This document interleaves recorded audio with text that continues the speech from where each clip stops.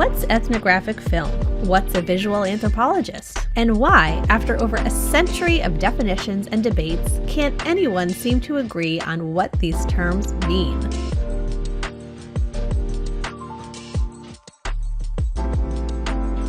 Visual anthropology centers on the belief that culture is visible.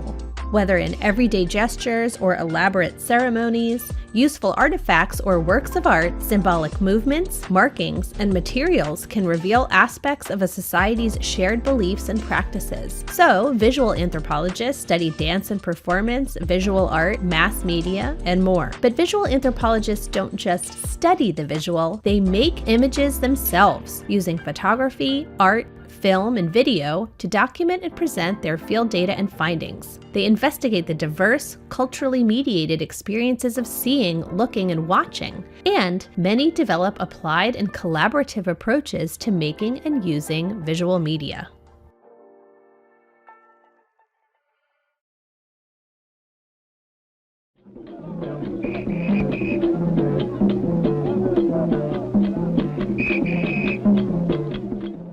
Ethnographic film is one of the defining practices of visual anthropology, yet it has been notoriously difficult to define.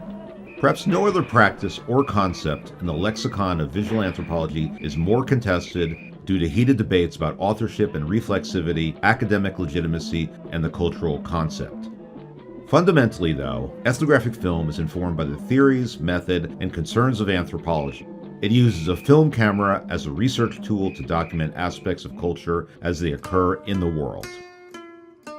And while ethnographic films are not necessarily made only by anthropologists, in its strictest definition, ethnographic film constitutes a form of academic research by anthropologists as a method of anthropological inquiry, with an intended audience of scholars of anthropology.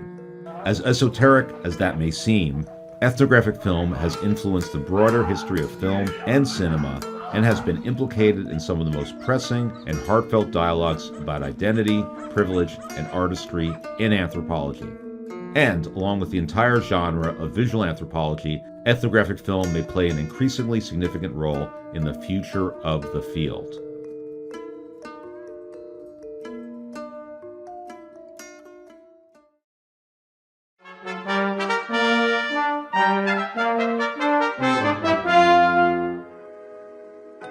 Ethnographic film is as old as cinematography itself.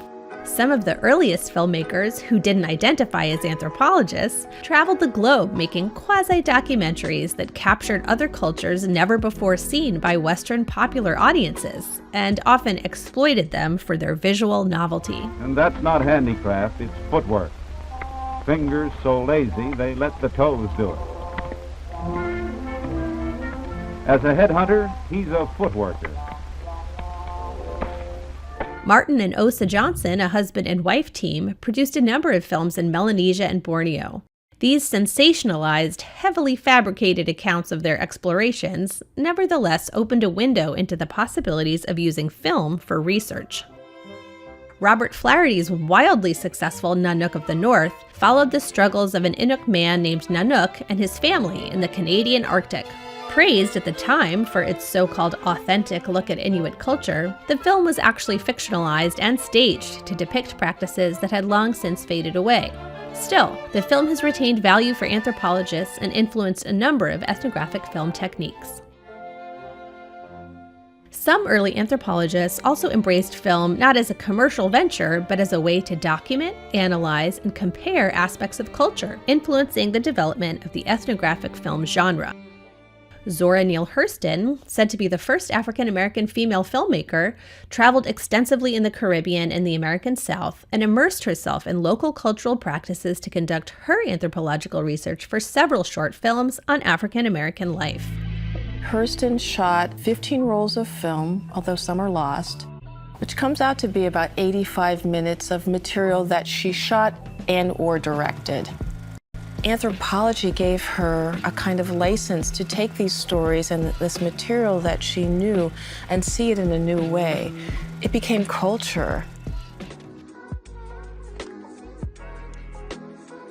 In their research in Bali in the 1930s, Margaret Mead and Gregory Bateson shot 25,000 photographs and 22,000 feet of film, which culminated in their 1942 book Balinese Character and 6 short films. This work is considered foundational in both visual and psychological anthropology, and noteworthy for the attempt to capture something internal and somewhat abstract, culture's impact on the development of personality, through visual evidence. Now, at normal speed, you see the men bending their krises back against themselves, and, unlike the women, often falling to the ground. Anthropologists continued to sporadically shoot and edit film until the 1950s, when the advent of portable 16mm cameras and synchronized sound made field recording much easier, and ethnographic filmmaking started to hit its stride. In France, the practice thrived with the work of Marcel Griot, Germain Dieterlen, and Jean Rouch. Rouch made a dozen highly regarded films, set mostly in West Africa, but his 1961 Chronicle of a Summer was the most influential to both documentary and ethnographic filmmakers. Monsieur, s'il vous plaît, êtes-vous heureux? Il m'a dit qu'est-ce que ça peut vous foutre? S'il vous plaît, êtes-vous heureux? N'ayez pas peur, on ne veut pas vous faire de mal. Ça dépend de quoi? Ça dépend sur quoi. Vous savez, question d'argent, non. On n'est jamais heureux quand on est ouvrier. Et des fois, j'ai bien des misères. Oui. Vous n'êtes quand même pas malheureux. J'ai perdu ma soeur. Aïe. 44 ans.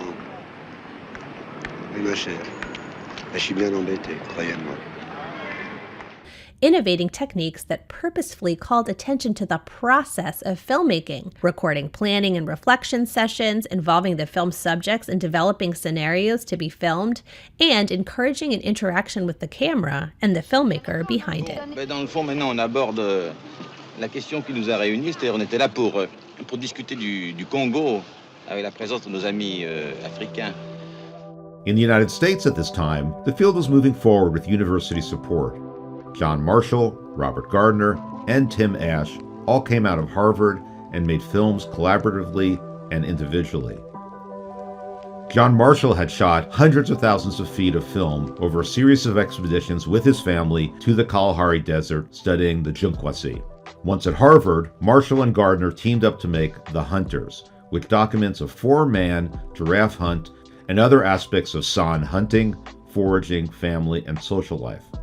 Marshall edited numerous other short films from his footage in the Kalahari, as well as a 6-hour series shot over the decades, capturing the 50-year struggle of the Junkwasi's wrenching transition from self-sufficient hunter-gatherers through militarization and dispossession to settler farmers struggling to survive in the face of the onslaught of the NGO world.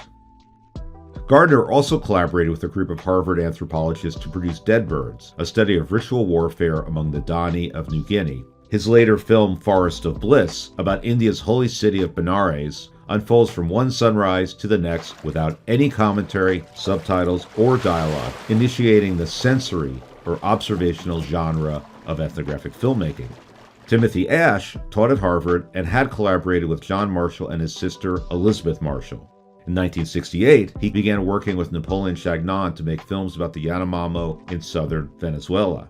Asch experimented with editing footage to highlight the role of the anthropologist as a fallible individual in the field. A Man Called B features Chagnon as a character in the film exploring the difficulties of fieldwork, while The Axe Fight depicts an inter-village battle in 4 parts, explicitly addressing the anthropologist's initially mistaken observations about what was going on. Later, Asch, his wife Patsy Asch, and anthropologist Linda Connor made several films on ritual and trance and healing in Indonesia. Here they developed further reflexive techniques, such as recording the subject of the film watching and commenting on the footage they had shot. Perhaps Asch was so in touch with reflexive issues of film as fieldwork because he was invested in film as a teaching tool. He co-founded Documentary Educational Resources with John Marshall in 1968, which has grown into the major distributor of ethnographic and documentary films used widely in social science education. Many other visual anthropologists were also active during this period, capturing lifeways around the world, and the catalog of ethnographic films continued to grow.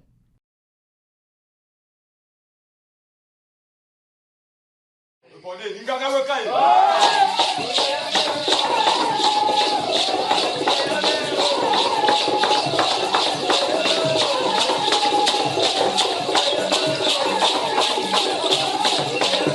the 60s and 70s until today, film technology and anthropological theory has continued to evolve, which has changed the feel, approach, and content of ethnographic filmmaking. Further changes in the equipment, like cheaper lightweight cameras and digitized footage, has made filmmaking more nimble, efficient, and affordable.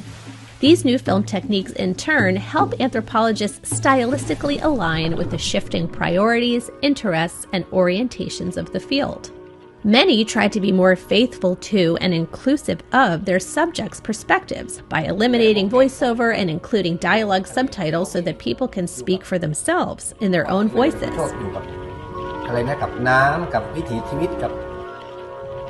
Many have focused their camera on issues that were previously ignored, unafraid to embrace a more activist slant in their work addressing political injustice or the experience of marginalized communities. Some filmmakers develop collaborative relationships with their subjects in processes of planning, shooting, and editing, and some have even turned the camera on themselves. There's an enormous catalog of ethnographic films made over the past 50 years by anthropologists, other social scientists, and documentary filmmakers who are innovating the field of visual anthropology, not only by developing new techniques of media presentation, but by developing new practices around ethics, reflexivity, human rights concerns, and community collaborations. Have you seen any ethnographic films? For you, how does the experience of watching a film compare to reading an academic article? Are there any particularly memorable scenes from an ethnographic film you've seen that stayed with you? Why? Thanks for watching. I hope you enjoyed this video. If you want to learn more, here are some useful resources in the description below. Don't forget to like and subscribe to get your regular dose of anthrodorphins. If you want to learn more about the different styles, genres, and techniques being used in ethnographic film today, stay tuned for the following video.